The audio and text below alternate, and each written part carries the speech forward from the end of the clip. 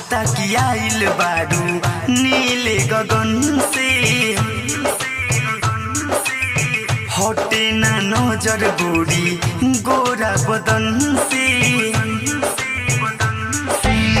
लागता कि आइल बारू नीले गगन से, हटे ना नजर गोरी गोरा बदन से।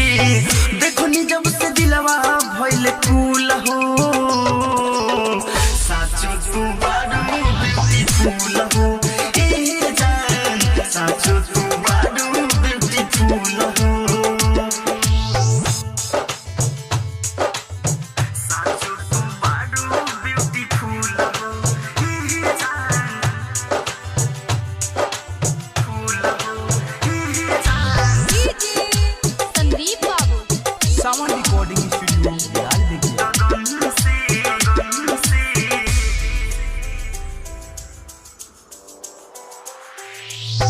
बहादुर तू राहानी बहुते सुंदर, देहिया में गजब बफुराती।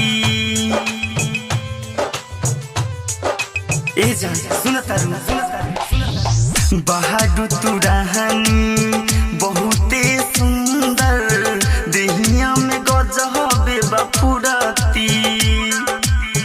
कानवा के बहाली उठावा के लाली, औरी बढ़वले खूब सूरती। गलबा गुलाब के फूल हो, साचो तू बारू ब्यूटीफुल हो ए जान, साचो तू बारू ब्यूटीफुल हो, साचो तू बारू ब्यूटीफुल हो ए जान, फूल हो ए जान।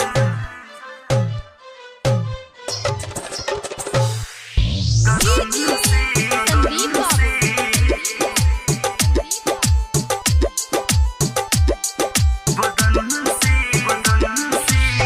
मोहनी सुरतिया मुँह लेला हमके, बस में न बानी रानी।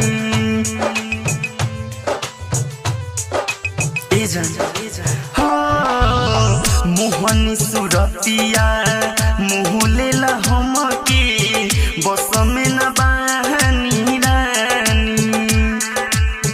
संजय धड़कन सूरज सूर्या रोशन के बढ़ल परेशानी, राकेश के दिल में गइलू